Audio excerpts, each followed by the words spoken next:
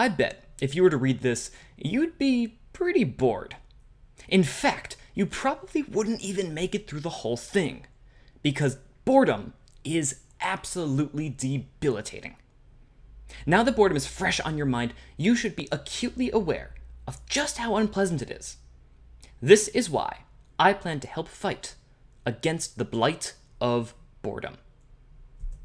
Which brings us right to the problem of my thesis. There are bored people out there, and I enjoy drawing comics. Welcome to my project. Alright, now we have a lot to cover and not a lot of time, so I'm going to give up the act and tell you that we are going to race to the interesting parts. I have drawn and published a good amount of comics for my thesis, and at this point, I've collected data on all of them, and it is way more interesting than the things that come before it. So buckle up, because this is going to be fast. Alright, let's get through the research, because I did a lot of it. Here are the highlights on how to make a decent comic. Good comics are 3 to 4 panels long. Anything more and the human brain will fall asleep or explode. No idea is sacred, especially the one that you love the most. I have had to kill so many comic concepts that I absolutely loved. This is why you will never see a man-eating pie chart in one of my comics. Deadly graphs just weren't funny enough. Finally, treat your comic like a client. It is a brand with the needs of a brand. Now, design tenets. These tenets defined my comics and the goals of my comics at all stages of development. I wanted to make content that was humorous and wry. I wanted to consistently post that content each week, and I aimed to adapt my content to the audience it found. Speaking of audience, let's get right into it. I'd like to introduce you to Larry Lazy Persona, the fastest persona that you're ever going to see. Reddit is one of the biggest platforms to garner attention with comics. The biggest chunk of Reddit's audience consists of 18 to 30-year-old men and women. This was the demographic I was appealing to. Finally, we have arrived at the final product. So what is this comic I've been talking about the whole time? Well, that would be Strictly Business. So please enjoy comic number 1. I have a confession to make. You know the financial reports we send corporate every week? The ones with the 3D pie charts? Yeah, the ones with no less than 37 slices of 3D pie in them. I've been sending them the same pie chart every day for the past 6 months. What do you think they do with them? Yeah, not our problem. Yes! That's the kind of pie I need! I have just the place for you. Be free, my child. And then the panel zooms out, revealing a sign that says, "Welcome to Paradise." So, how did this comic do? Well, I posted my comics to 3 individual subreddits on Reddit. The first one being r/comics, the second one being r/webcomics, and the final one being r/funny. Now, I didn't actually post any comics to r/funny during this first round. That's how new to the experience I was. As it turns out, r/funny would be very important in the long run. Now, this comic gained about 7 upvotes on r/comics and 50 upvotes on r/webcomics. So for my first outing, having about 50 people engage with my work felt pretty good, but my goal was to make a post that reached 100 upvotes. So I was about halfway there, but still pretty far. So, where exactly did I fail in this comic? Well, my illustration workflow at the time was very inefficient. I did too many things on individual Illustrator documents, and it lagged out my program as a result. In the end, my files were crowded, as it says there. My typography needed to be improved for readability, especially on mobile platforms. And finally, the first panel needed to be much more eye-catching. So, comic number 2. Humanity never stood a chance. One day, ordinary life. The next, swans. Hidden in plain sight, humanity's last sensible survivor is doomed to live out his days on this humiliating watercraft. Admitted Simmons, I always knew my swan boat would be a great purchase, even before everybody was killed by birds. Now stop repeating that story and apologize to the swan boat. I hope we sink. So, how did this one perform? Well, I actually started uploading it to r/funny for one, which was certainly an improvement from not doing it at all. However, it only got 1 upvote on that subreddit. On r/comics, it got about 14 upvotes, and on r/webcomics, it got about 4 upvotes. So all in all, this comic was unfortunately not a resounding success. Now, What solutions had I applied to this comic to try and make it work? Well, I started making every comic panel in its own Illustrator file, reducing lag.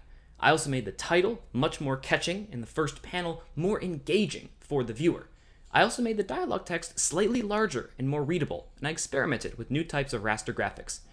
There's also an enormous paragraph on the right about my specific Illustrator workflow. Don't even try and read it. If you want to, feel free to pause the video. It's really technical and an absolute nightmare, but honestly, it's probably one of the most important parts of this whole project. Where did I go wrong, though? Well, even though I did make the text bigger, it was still too small. The joke also needed to be simpler, with a funnier punchline. The dialogue needed to be more efficient. I also left the office here, which was a bad idea, because I think the mundanity of the office environment lends itself to very funny jokes. Finally, I needed to refine the gradients and raster effects more from this comic, as well as make all of my comics only 4 panels on a single image. I uploaded this as an album. That was a bad idea. So, comic number 3. Internet-enabled stapler sales are down again. I'm telling you, word-of-mouth marketing can fix all of this. Just do as I do and we'll be fine. Now hurry up and put on the ceremonial robe. O great mouth of words, we humbly ask that internet-enabled stapler be blessed by your word of mouth. It shall be done. Later that night. Hey buddy, you should totally check out this sweet internet-enabled stapler and maybe buy a bunch and and you should pay rent for once. So how did this comic do? Well, this was my most successful comic yet. It got about 72 upvotes on r/webcomics. I was approaching that 100 upvote limit that I had set myself that I really wanted to see, and I felt like I was closer than ever. Solutions applied to this comic. I changed the format of this comic so it was 4 panels in one image, unlike my previous one. Again, I made the text even larger. I made the dialogue shorter, the premise simpler, and made sure that the punchlines were more refined. I also finally started posting things to r/funny at this point. So where did I go wrong? Well, the first panel's boring again. It really needs to be something that engages the audience. It can't just be 2 people talking. And if it is, it's really got to nail it with the writing. The joke in this panel is also a little too niche. The dialogue is much longer than I want it to be, and the visual humor ended up being obscured by the amount of speech bubbles present. Comic number 4. You know what the problem with office life is? There's always that one fishy coworker floating around. Now, when there's a 6-foot-tall talking salmon in my office, and talk about ugly carpets, I'm aware the situation sounds fishy. Now send the Navy! I've killed a man. So how did this one do? Well, on r/comics, it got about 109 upvotes. On r/webcomics, it got about 34 upvotes. And on r/funny, about 7,300 people engaged with it. So what exactly had I done to this comic to garner such success? What I came up with was that there is roughly a joke in every single panel of the comic. The comic opens and it's a salmon in an office.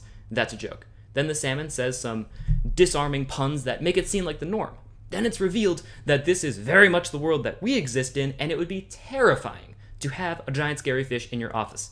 And in the final panel, we're left with an ominous message of the fish casually threatening the person on the other side of the door. Now, while there are so many jokes, all of them are simple and easy to understand. And finally, there's a very good bait and switch in play. So I went and tried to apply this to comic number 5. Simmons, we need to talk about your motivational posters. They've really taken off around the office. Well, they seem to have been a little too inspirational, but I think you already know that. Because last night, you and 2/3 of the office became human-sized flies. So tell me, Simmons, how exactly does that happen? Something in the air? You're lucky we blew the fly swatter budget last quarter. So how did this comic do? Well, terribly. It was one of the worst I ever posted. And it's because I broke all the rules that I had learned from the previous comic. In an attempt to find and replicate success, I ended up going too far. I workshopped this comic for way too long, and it just wasn't as raw and humorous as the previous one, only getting 22 upvotes at its maximum on r/funny. So what did I do wrong? Well, the joke has too many moving parts. There's too many speech bubbles. The simplicity is gone. The punchline isn't as good. The bait and switch is only mediocre. And on the whole, it's just not funny enough. So, comic number 6. How did I come back from this? Well, I took the exact same comic and I changed it. I cut out about 75% of this comic and I replaced the poster in the back. And it became wildly funnier because the simple fact is that long jokes oftentimes aren't as funny if you can say the same story in one panel. And that's what this panel did. By having the poster say "eat shit" instead of some pun relating to flies, and having the whole joke just be compressed in a single panel, it asks so many questions that it doesn't answer, which is funny unto itself, and also presents a joke, contradicting the "eat shit" with what the boss is saying. And when it came to engagement, this comic did considerably better than the previous one, getting 250 upvotes on r/funny. While this is by no means the best comic I've ever published, it's certainly the second best, and also one of the better ones that proves a lot of points about how one should write comics. So, what exactly did I do to this comic?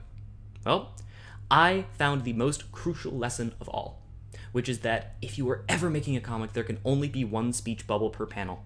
Any more, and it will overwhelm the audience and stop being as funny.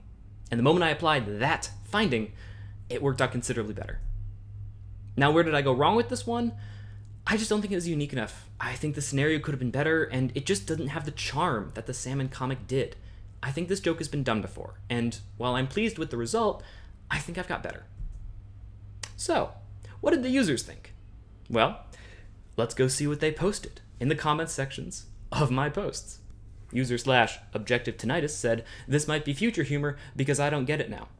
That was the most upvoted comment on the Salmon comic. User/Billion Tons Hyperbole said, "I appreciate the transparency of the speech bubble for the character behind the glass. I appreciate it enough that the noseless man doesn't even bother me." Now, what this tells me is that the characters I draw are identifiable enough, and possibly off-putting enough, to be remembered. And finally, u/Turtle Hurdle Squirtle said, "Dear COD, I laughed so hard." This is the audience I'm trying to garner. I don't know if I'm proud of that, but they certainly came in droves. Now, where does my competitive advantage lie? It's me, and I'm hilarious. Unfortunately, everything is free on Reddit, so there's really no way to have a competitive advantage when you're drawing comics. All I can say is that I've done the research, and I know what it takes to draw something that will garner success. So finally, what all did I take from this project? Well, this has been a dream for me. I have wanted to draw a comic called Strictly Business since my senior year of high school, and I was incredibly paranoid that I'd make it through my whole college career without ever pursuing this dream. So being able to do this semester was kind of my final and favorite act of my college career. And in the end, my goal at the start was to just get 100 upvotes on a single post. I beat that goal by over 7,300%. It has been a pleasure to work on this project, and I thank you for listening.